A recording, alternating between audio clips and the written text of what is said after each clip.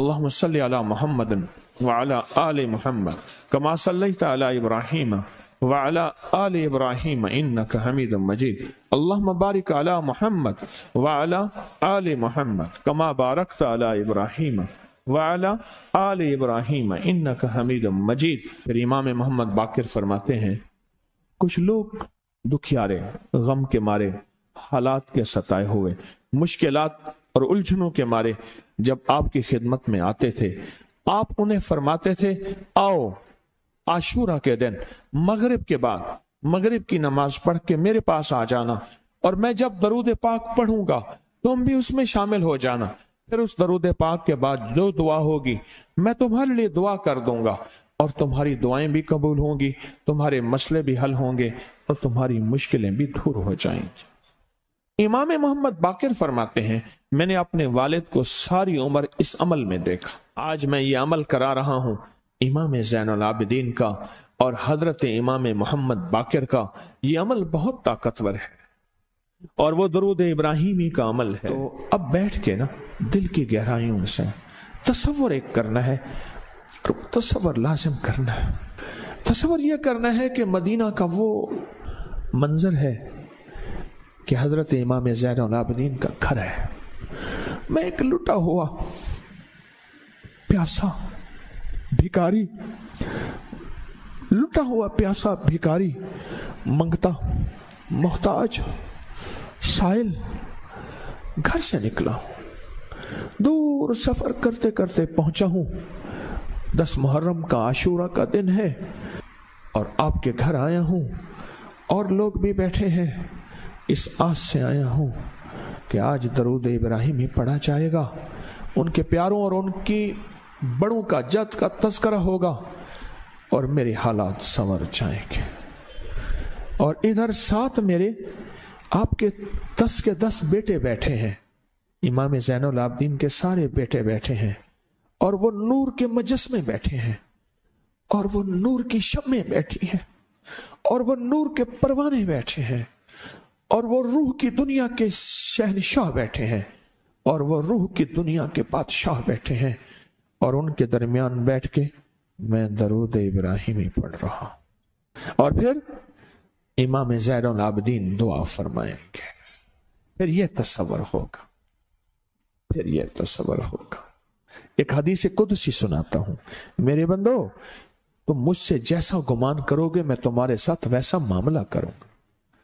اب ڈوب کے، کوئی شور نہیں، دل کی گہرائیوں میں اس تصور میں ڈوبے، اس خیال میں ڈوبے، ٹوٹ جائے کوئی حرج نہیں، پھر بن جائے، پھر ٹوٹ جائے، پھر بن جائے، ایک وقت آئے گا ٹوٹتے ٹوٹتے بن جائے گا۔ اس تصور میں درود ابراہیمی پڑھیں، اور اس کے بعد پھر ہم دعا کرتے ہیں اللہم صلی علی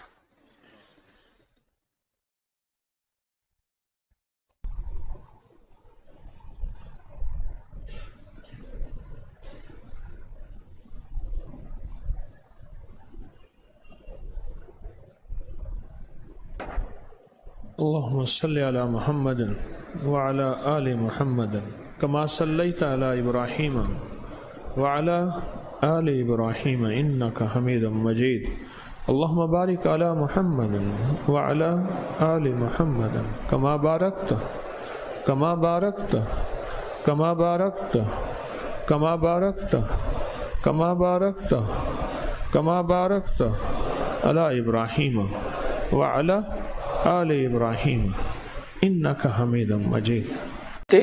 خواجہ حسن بصری رحمۃ اللہ علیہ کے پاس ایک شخص آیا، میں بصرہ میں ان کے پاس حاضری میری ہوئی، ایک شخص حاضر ہوا تو عرض کرنے لگا شیخ گھر میں فقر اور فاقہ ہے، لیکن اس نے جو پہلے لفظ کہے تھے وہ لفظ کچھ اور تھے کہ شیخ میرے گھر میں چیونٹیاں اور مکوڑے کیڑے نہیں ہیں، تو اس بات کی دلیل ہے گھر میں کوئی ذرہ ہی نہیں گرتا، اتنا فاقہ ہے، مکوڑے ذرے میرے گھر میں نہیں ہیں، میرے لیے کچھ کیجیے، میرے لیے کچھ کیجیے۔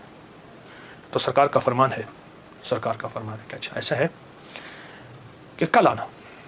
وہ کل آیا، اس نے اپنی ذبح العالی کی داستان اس سے بدتر سنائی، کتنے فاقے ہیں، گھر میں مشکیزہ ہے وہ بھی پھٹ گیا ہے، اس کو پیمند لگا لگا کے تھک گیا ہوں، مشکیزے میں پانی نہیں رہتا، میرے گھر میں پانی کا قطرہ بھی نہیں، میرے گھر میں دانہ بھی نہیں، میرے گھر میں جو بھی نہیں، میرے گھر میں کوئی پنیر بھی نہیں، میرے گھر میں کوئی زیتون نہیں، میرے گھر میں کچھ بھی نہیں ہے، فاقوں سے ہیں۔ اور پھر ایک بات عرض کی اس سائل نے، شیخ میں آپ سے امداد نہیں مانگنے آیا، دعا مانگنے آیا، امداد مانگنے نہیں آیا، دعا مانگنے آیا، میری دعا فرما دیں اور مجھے کوئی دعا بتا دے۔ شیخ نے سر جھکایا، فرمایا کل آنا۔ اس نے مایوسی کی حالت میں شیخ کے چہرے پہ نظر کی، لیکن اللہ کے ولی تھے، اسے بھروسہ اور اعتماد تھا۔ اور یاد رکھیے گا، جس کو ملا ہے اعتماد میں ملا ہے، اور جس کو ملا ہے بھروسے پہ ملا ہے، بھروسے میں ملا۔ اگلی دفعہ آیا، اگلے دن آیا تو خاموش بیٹھ گیا، نہیں بولا اور خاموش بیٹھا رہا۔ حضرت نے اس کے کندھے سے پکڑ کے اسے اپنی طرف متوجہ فرمایا، فرمایا مجھے تیری درد، تیری تنگ دستی، تیری زبوں حالی کا احساس ہے، لیکن میں کیا کروں؟ میں 3 دن مسلسل اللہ کے اوامر کی طرف متوجہ ہوں، 3 دن مسلسل میں اللہ کے خزانوں میں دیکھ رہا ہوں کہ تیرے لیے کوئی رزق کا ذرہ ہے، کوئی رزق کا دروازہ ہے، مجھے نظر نہیں آ رہا، لیکن ایک دور روشنی نظر آ رہی ہے، اور وہ ہے 10 محرم کا، عاشورہ کا دن، ایک تیرے لیے روشنی ہے، وہ نظر آ رہی ہے۔ اگر تو اس پہ مطمئن ہوتا ہے تو پھر تیری 10 نسلوں کے لیے رزق کے دروازے ہیں۔ اور فرمایا، سینے پہ ہاتھ رکھ کے فرمایا، حسن اس بات کا اللہ کی رحمت سے گواہی دیتا ہے کہ تیری 10 نسلوں میں رزق، وسعت، برکت کے دروازے۔ جب اس نے 10 نسلوں کی بات سنی، اس کا سانس میں سانس حوصلہ آیا، اور وہ بیچارہ جو مایوسیوں میں چلا گیا تھا، اس کے اندر کچھ جان اور رمق آئی، تو کہنے لگا، حضور آپ فرمائیں میں کیا کروں؟ فرمایا روزی کر، محنت کر، روزی کر، محنت کر، اور کچھ کما، کچھ بچا، کھا بھی صحیح، لیکن تھوڑا تھوڑا عاشورہ کے دن کے لیے بچا، تھوڑا تھوڑا 10 محرم کے لیے بچا۔ جب 10 محرم قریب آئے تو 1 محرم کو میرے پاس آ جانا، 1 محرم کو میرے پاس آ جانا۔ کہا ٹھیک ہے، وہ چلا گیا۔ 1 محرم سے پہلے وہ آ گیا، شیخ نے دیکھا، پہچان لیا، اسے بٹایا، محبت دی، فرمایا اب جتنے پیسے تیرے پاس ہیں، تو اس نے کہا چند درہم ہیں، اور میں بہت ہیں، چند درہم ایسا کر گھر والوں پہ خرچ کر 10 محرم کو، یہ چند درہم 10 محرم کو گھر والوں پہ خرچ کر، کیونکہ آقا کا فرمان ہے جو عاشورہ کے دن اپنے گھر والوں پہ رزق کی وسعت کرے گا، عاشورہ کے دن 10 محرم کے دن اپنے گھر والوں میں کو کھلا رزق دے گا اور ان پہ خرچ کرے گا۔ ایک روایت میں ہے کھلا، مفہوم عرض کر رہا ہوں، ایک میں ہے خرچ، جتنا توفیق ہو خرچ کرے گا، تو اللہ جل شانہ ہو اس کی نسلوں کو فقر فاقے سے بچائیں گے، اور اللہ اس سے راضی ہوں گے، اور اس کے لیے جنت کے وعدے ہیں۔ آپ نے اسے وعدے سنائے اور وہ چلا گیا۔ سال کے بعد آیا تو دیکھا کہ ایک دور سے ایک شخص ہے جس کے ساتھ 3 اونٹنیاں ہیں، ایک پہ خود بیٹھا ہے، 2 پیچھے چل رہی ہیں۔ اس نے آ کے اونٹنیاں بٹھائیں، بٹھانے کے بعد جب شیخ کے پاس قریب آیا تو شیخ نے پہچانا یہ تو وہی شخص ہے، لیکن آج اس کی حالت بدلی ہوئی ہے، اس کے نقشے بدلے ہوئے ہیں، اس کی کیفیتیں بہت زیادہ بدلی ہیں، کیا ہوا؟ اس نے آ کے سلام عرض کیا، ادب سے بیٹھا اور کہنے لگا حضور آپ کے عمل نے مجھے رنگ دیا، میرا ذرہ ذرہ کا کمایا ہوا تھا، میرا ذرہ ذرہ کا حلال جمع کیا ہوا تھا، اس ذرہ ذرہ کے جمع کیے نے میرے لیے حیرت انگیز رحمت اور برکت کے دروازے کھولے۔ آپ نے فرمایا یہ جو اونٹنی جس پہ بیٹھ کے آیا ہوں فلاں نسل کی اعلیٰ اونٹنی ہے، ایک شخص کا میں نے دیکھا وہ آواز لگا رہا ہے کوئی اس اونٹنی کو خرید لے، چاہے ادھار پہ لے لے اور میں اس سے پیسے بعد میں لے لوں۔ تو میں نے اس سے پوچھا کہ اس اونٹنی کے بارے میں تجھے کیا عیب ہے، تو اسے زبردستی آخر کیوں بیچنا چاہتا ہے؟ کہا وہ خاموش رہا، کہا کہ میاں اگر لینا ہے تو لے لو ورنہ ہم چلیں، کہا نہیں بتائیں۔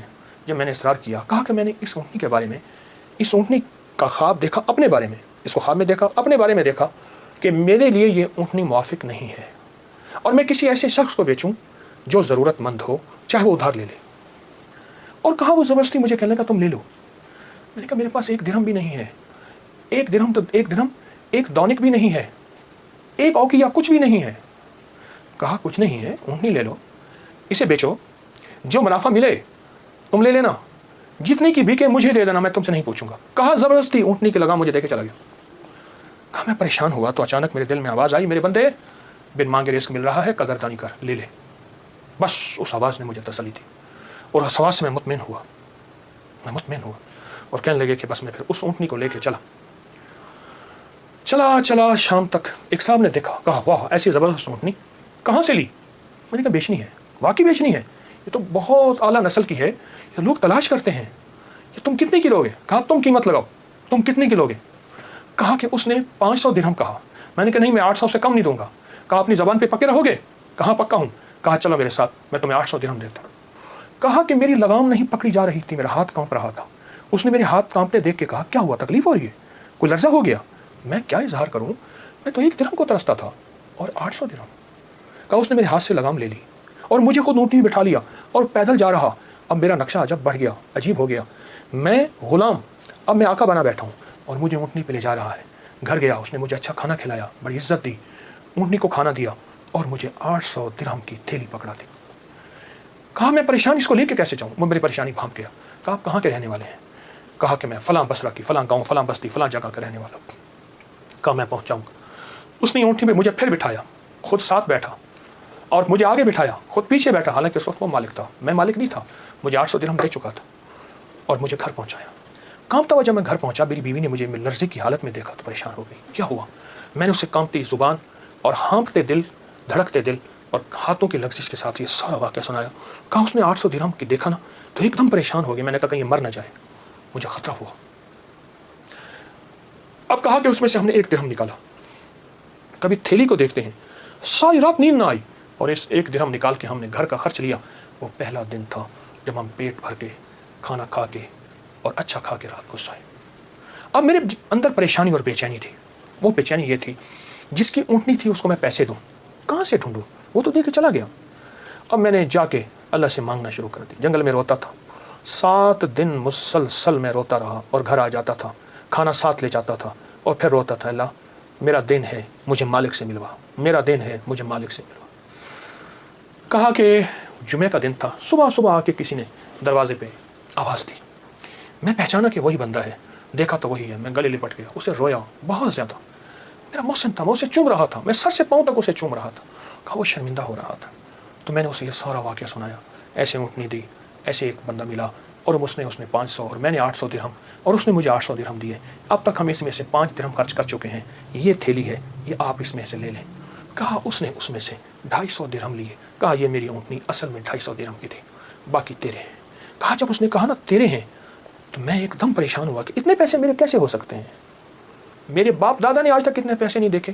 गुर्बत तो मैंने विरसे में पाई थी, गुर्बत तो विरसे में पाई थी। तो कहा कि फिर मैंने वो थैली ली और फिर मैंने उससे कारोबार शुरू किया और उससे ऊँटों का कारोबार ही किया। और कहा कि अब आलम यह है कि मेरे पास ऊँटों का एक काफिला है, एक रेवड़ है और बहुत अच्छी नस्ल के हैं। मैं 3 ऊँटनियाँ लाया हूँ, इन तीनों के पीछे हदाये हैं जो मैं आपकी खिदमत में पेश करना चाहता हूँ। हज़रत ने उसे लंगर खाने में दे दिया, जमा करा दिया और वो कई दिन हज़रत की खिदमत में रहा और चला गया। मेरे आका का फरमान, इस सारे वाक़े का निचोड़ मेरे आका का फरमान सरवर कौनैन सल्लल्लाहु तआला अलैहि वसल्लम, जो आशूरा के दिन अपने घर वालों पे दिल खोल कर खर्च करे, रिज़्क़ हलाल में से, तय्यब ताहिर में से, रिज़्क़ हलाल में से, तय्यब ताहिर में से खर्च करे, उसकी ज़िंदगी में कामयाबियाँ और इसी तरह आती हैं।